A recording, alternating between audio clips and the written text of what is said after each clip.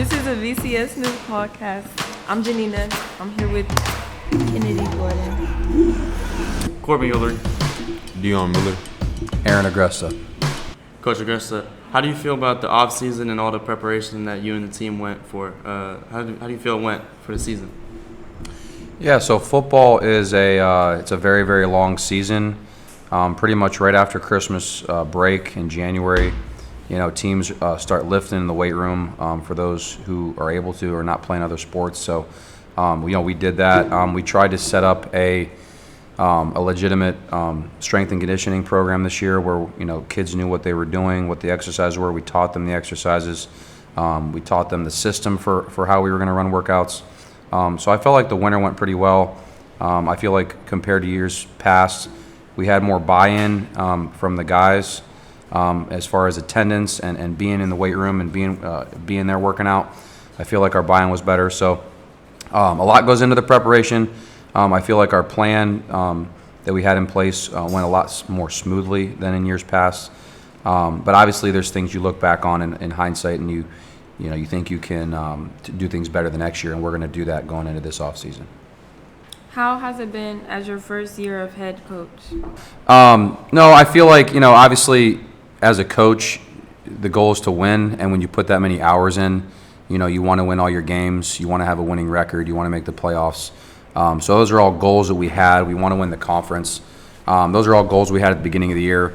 We didn't reach those goals. I felt like we played well in most of our games, but throughout the season, starting from pretty much week one, had a lot of adversity that we dealt with from many different aspects. We had people leave the team. We had injuries, lost people for the season. We had a few people leave the team on their own volition. So a lot of adversity that we did not foresee happening.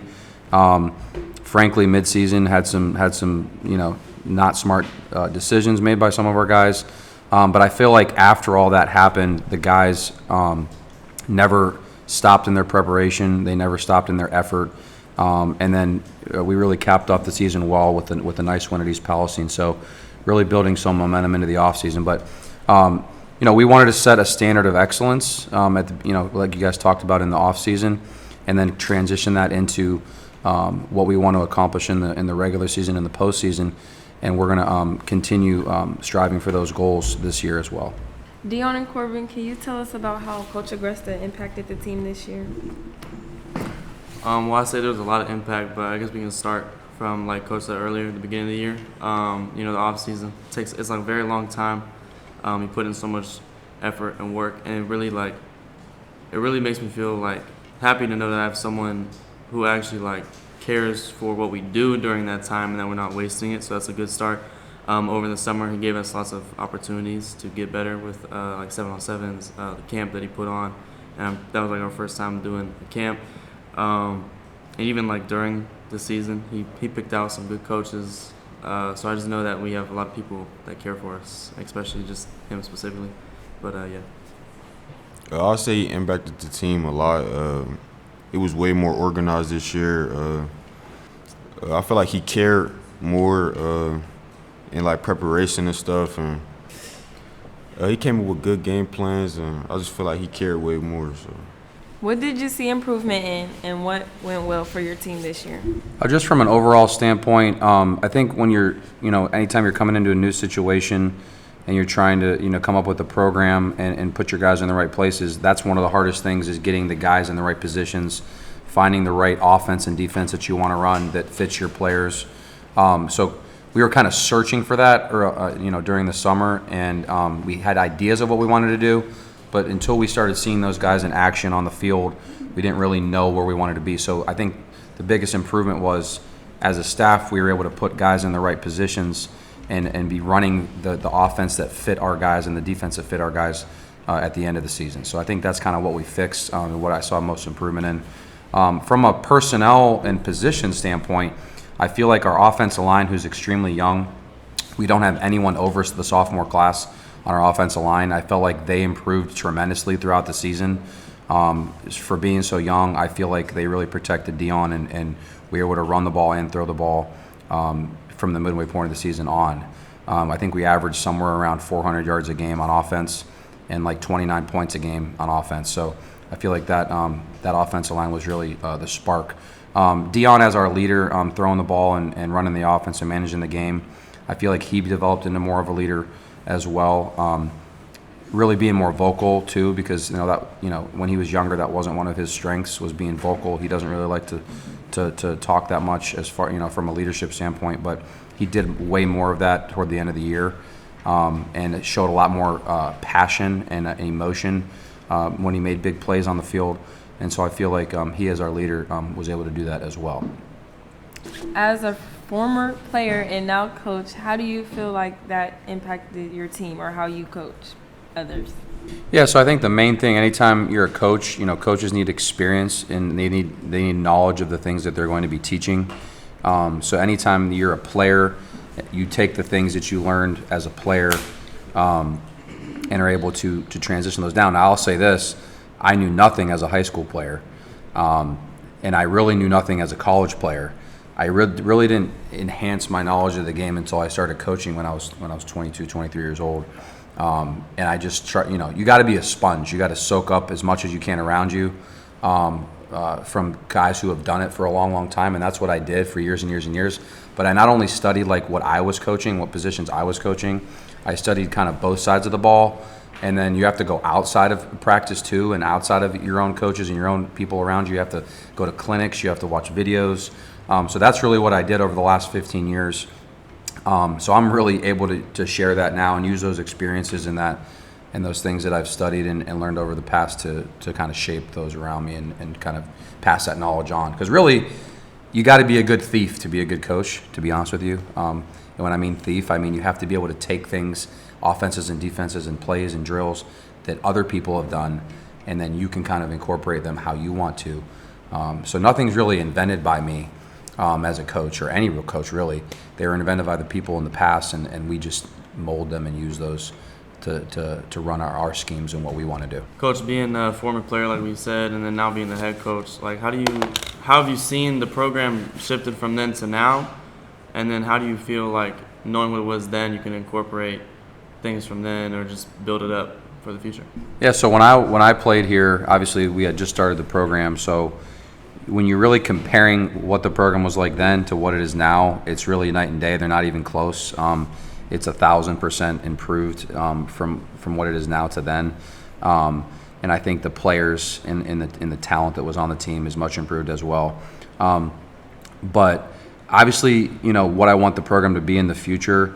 Obviously, we want to be a staple program in the area. We don't just want to, because back then it was like little Youngstown Christian, nobody really had any respect for us, in anything that we did, because nobody really knew who we were, to be honest with you. We had 20 kids in every graduating class at that time, so we were extremely small, and we had actually just got into the Ohio High School Athletic Association in 2004, so we weren't even able to play in the playoffs or anything before that. So when we started the football program, we knew we wanted to do that. So really, if we were just able to play a public school, like that was like a big thing for us. Like if we were playing a public school, like we got all pumped up, because we usually played like private schools or other smaller Christian schools. So really, when I got into my junior senior year, we started really playing a full schedule, and we had a lot more respect, because not only were we winning games, but we were actually in the playoffs, and we were having some success. So really, from then to now, now we've had multiple teams get far in the playoffs and have tremendous seasons, and there's been a lot of good players that have come through that were way better than the players that were on my team. But even going from here to in the future, from what it was to what it is now, I know you really shouldn't worry about what others think of you. Like, we should just focus on what we do. But we want to be one of those programs that are thought of in the area as, an Ursuline, a Mooney, a Boardman, a Fitch. We want to be one of those programs where people think about, they're competitive. They make runs in the playoffs. They have good winning programs. So that is the goal. We want to be seen as that, in my mind. And to do that, you need to hold those standards of excellence that we talked about, and you can't waver on those, because if you settle for mediocrity, then those goals are never going to happen. So we do want to be one of those programs in the area where people want to come here, not because it's just a good school, but because they want to participate in athletics here and be a part of this football program. So that's my goal. I don't want to settle for mediocrity. I want to strive for something greater than that. So. Do you feel like you have any players that stepped up in an unexpected way, and are you excited for any upcoming like freshmen or anybody coming here to like play on your team? Yeah, so I feel like obviously the main ones people would normally think of that played well are our upperclassmen leaders. So you had obviously Dion Corbin has been one of our leaders the past few years. He has stepped up his play on the field as well in the defensive side of the ball. Avery Floyd was a linebacker for us. He really excelled. He made second team all conference. Lindell Riley, honorable mention all conference, and he actually made all Quad County as a linebacker, running back for us. You had skill guys such as King Swiggett, second team all conference player. London Cooper, Kevon Moreland played great for us on both sides of the ball. And then obviously I talked about our offensive line already, but I forgot Jeffrey Lampkin as well is an amazing player for us on both sides of the ball. He's an all-conference player. But guys who stepped up in an unexpected way, there were some young guys. Obviously, we had that situation in the middle of the year where we had some guys that were out. Tyree Robinson, he's one of our freshmen. Small kid, not really big yet. He's filling into his own body, but he actually stepped up early in the year as center for us, snapping the ball, and started on the offensive line for about half the season. So he was a young kid who stepped up. At some skill positions, guys who weren't normally playing those positions who had to step up for us was Kimani Moreland. He had to step in and play receiver for us and did a really good job. He also played linebacker on defense for us when we needed rotating players. We had Dom Posterly and Dennis Reed play some receiver for us, and also Dennis actually had 4 interceptions at safety for us this year as a first-year player. He never played football before. And then Dom, he was a young freshman last year, stepped up as a sophomore this year playing receiver and defensive end. So just a lot of guys. Nobody on the team shied away from going into an uncomfortable zone. And I felt like that was something that doesn't always happen. Sometimes when someone's never done something and you ask them to do it, they either fail miserably or they shy away from it because they're nervous or scared. And our guys didn't do that. To say that they stepped in and were all conference players, they weren't that, but they did everything we asked them to do. And they're young, so I feel like bringing everybody back next year. I'm excited for our entire team. We lose obviously 4 important seniors, but when you only lose 4 guys, you're bringing back the majority of your team, and I think that's going to be good for us down the road. So. How do you guys mentally prepare for a game? The way I get prepared is it kind of starts during the week. When we get in the locker room for the first day of the week, kind of just spend some time with my teammates, have fun, and then all throughout practice, just get ready.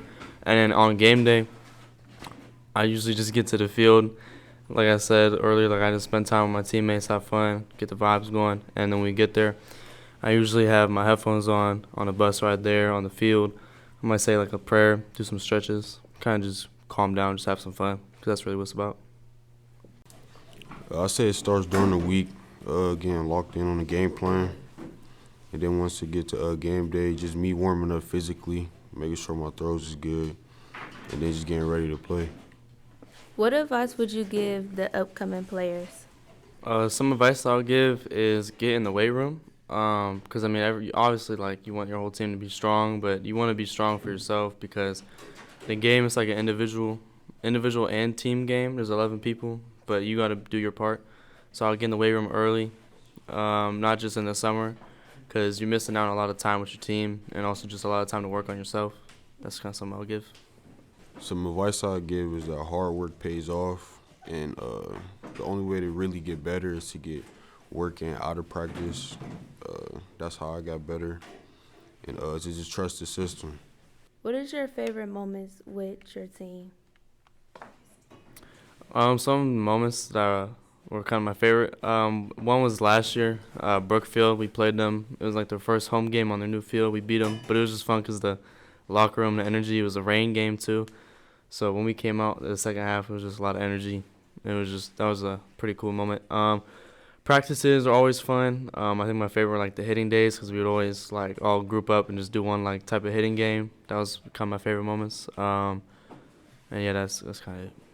I'd say my favorite moments was our last game when we won. Everybody played together. Everybody played hard.